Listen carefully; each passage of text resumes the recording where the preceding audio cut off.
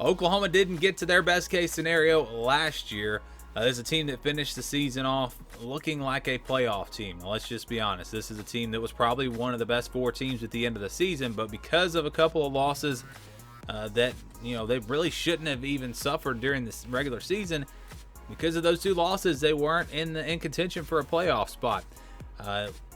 So yeah, you can definitely say that was not the best case scenario, but we're going to look at what the best case scenario for Oklahoma is this upcoming season and the things that will have to go their way for them to get to that best case scenario. So let's start here with the wide receivers. The wide receivers need to step up. If the wide receivers step up, that is going to be really, really big for Oklahoma, and I think it takes that offense just to another level. Now, they were fine offensively last year. There was nothing wrong with their offense, but you look at the wide receiver position, and it just seemed like something was missing. Marvin Mims was great, but other than him, it just seemed to be lacking a little bit. Now Charleston Rambo is gone, so you're going to need some of these guys to step up and help him out. Jaden Hasselwood, I think, is a guy that can be a star. I mean, he's a big-time talent. If he can take that next step for them at that wide receiver spot, that's going to be big. Of course, Trajan Bridges, he's probably not going to be back. So you're going to be looking for playmakers around Marvin Mims. But if those wide receivers step up, some of the younger guys step up, then Oklahoma is going to be in really good shape offensively. And staying on the offensive side of the ball, they got to find a center. So who is going to wind up starting for them at center? Creed Humphrey, a big-time loss there. You look at the rest of the offensive line for Oklahoma, and I think they're in great shape. I don't really see any holes at the tackle or guard spots, but really it's that center position. Who is going to step in there and take over that leadership role? We all know the center very important on the offensive line, so if they get someone to step up there, then again, they will be in great shape offensively. Those are probably the 2 biggest question marks for them on that side of the ball.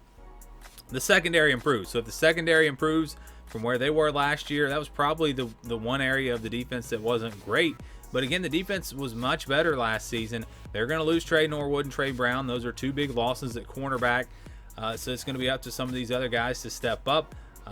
Look for DJ Graham to maybe step up and help them out. Jaden Davis, he might be their best corner coming back. The safety position is solid. I mean, I don't think the cornerbacks or in the secondary in general is going to be bad for Oklahoma. But for them to reach their best case scenario, if they're going to have a chance to maybe win a national championship, they're going to have to be a little bit better in the secondary. I think they're going to have to be good enough, to slow down some of these top passing attacks. If they can do that, again, that's going to help them tremendously get to that best case scenario. And then the big one here, Spencer Rattler stays healthy. If he can stay healthy, then Oklahoma is going to be in good shape. That's probably the biggest key for them.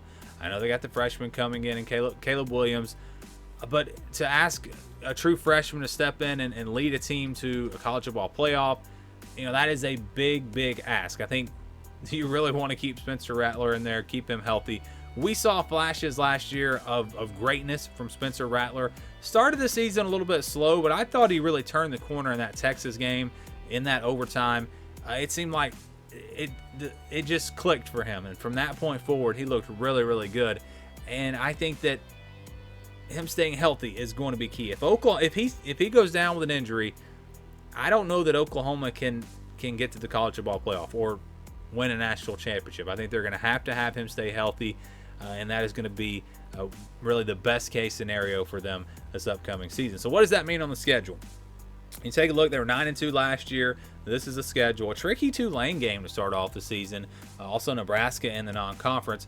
But if they reach their best case scenario, if everything's clicking for them, the things we talked about, all of that works out, then they're going to win 10 of these games without a problem. Tulane, Western Carolina, Nebraska, West Virginia, Kansas State, TCU, Kansas, Texas Tech, Baylor, Oklahoma State. They're not going to lose. If everything is going the way it should for Oklahoma, they're not going to lose to any of those teams. I just don't see it happening.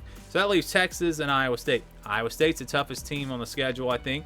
Texas is, of course, a rival where you never know what you're going to get in that game. But again, if they are playing at their best and we get the best case scenario for Oklahoma, they absolutely can win those 2 games. They probably should win those 2 games. And I think best case for Oklahoma is going to be 12-0. And I think it's a team that has a shot to maybe win it all this year. So if we're going beyond the regular season, I think the best case scenario for Oklahoma, is not just to make the college football playoff, not just to win a playoff game. I think their best case scenario is to win a national championship in 2021.